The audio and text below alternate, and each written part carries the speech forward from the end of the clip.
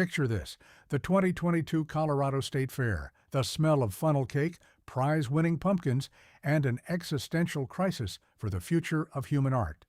A 39-year-old video game designer named Jason Allen enters a stunning piece called Theatre d'Opera Spatial into the digital arts category and wins the blue ribbon.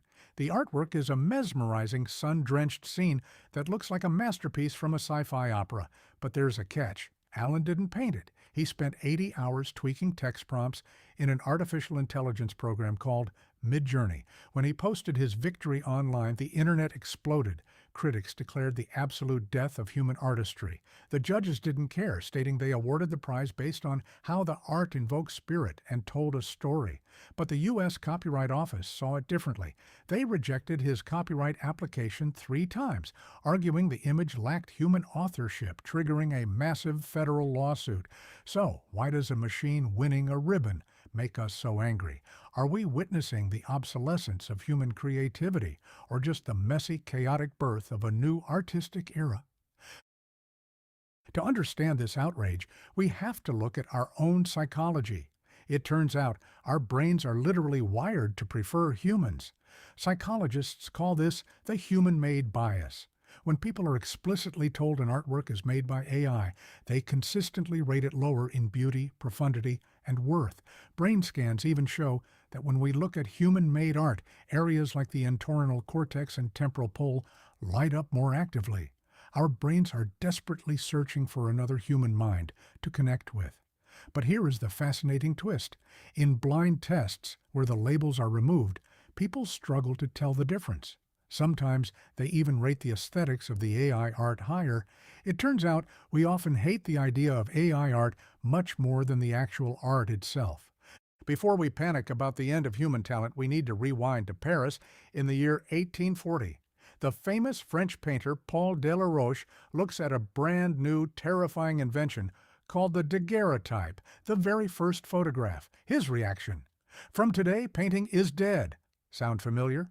At the time, capturing reality required immense skill and hours with a brush. Photography, automated reality, with the click of a button. Painters were terrified they would be replaced, but painting didn't die.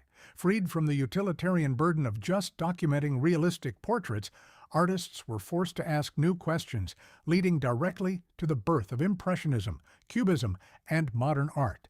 However, there is a crucial nuance. A camera captures the real physical world.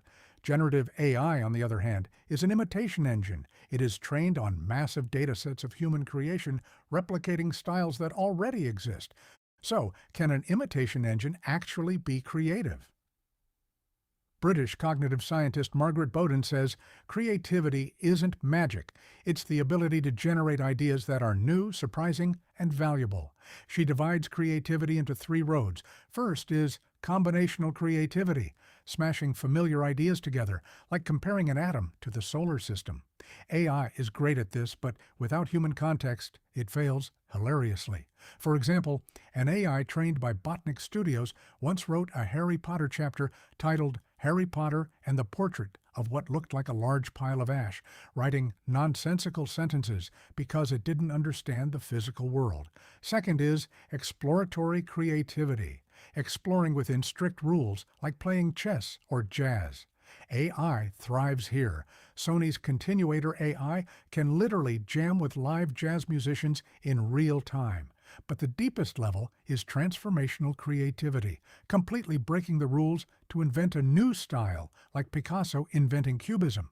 Because AI lacks a grounding in human experience and meaning, its ability to truly transform conceptual spaces remains highly debated. To understand true transformational creativity, we have to look inside the human skull. Neuroscientist Anna Abraham defines creativity as the delicate balance between originality and appropriateness. Inside your brain, there's an epic tug-of-war. On one side is the default mode network, or DMN, the daydreaming, mind-wandering engine responsible for your spontaneous eureka-nate moments. On the other side is the executive control network, which handles intense focus and rule following. Usually, these networks work in opposition, but highly creative people have a unique physical bridge between them located in the rostral prefrontal cortex. This bridge allows humans to generate wild, uninhibited ideas via the DMN and instantly filter and refine them via the executive network. The spark that ignites this entire biological process is intentionality. Generative AI fundamentally lacks this drive. It only speaks when spoken to, acting as a mechanical echo of human desire.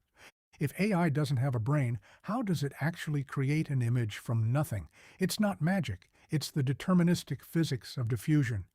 Think of a drop of ink diffusing in a glass of water until it's pure static. AI models are trained to reverse this process, turning pure digital static back into a coherent image. Stanford researchers recently discovered that AI's creativity comes from a mathematical trick called locality. During generation, the AI only looks at tiny patches of pixels at a time, completely blind to the overall picture. This hyperfixation on local patches is exactly why AI can draw a photorealistic knuckle, but accidentally gives a person 7 fingers. It has no macroscopic understanding of what a human hand actually is. Which brings us to the reality of today, the year 2026. A few years ago, an AI-generated portrait called Edmund de Bellamy sold at Christie's for $432,000, and people thought human artists were finished. But the dystopian takeover never happened. Instead, we are seeing a massive cultural backlash against what the industry now calls AI slop, a flood of uniform, low-quality, algorithmically generated content. According to the 2026 Dentsu Creative Trends Report, 87% of marketing leaders believe we desperately need deeper human qualities to stand out from this algorithmic sameness. Oxford mathematician Marcus de Sautoy perfectly reframed the debate. AI isn't a rival artist, it's a new telescope.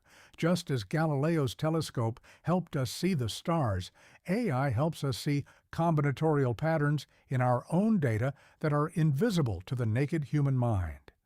In a 2026 world entirely saturated with synthetic perfection, the most valuable thing an artist can offer is their imperfection, their biological intentionality, and their human story. The future of art is co-creation. Human creativity isn't dead, it's just evolving. And the most exciting part, we are the ones holding the telescope. We are no longer just passive observers, we are now the active architects shaping the future of meaningful, collaborative art.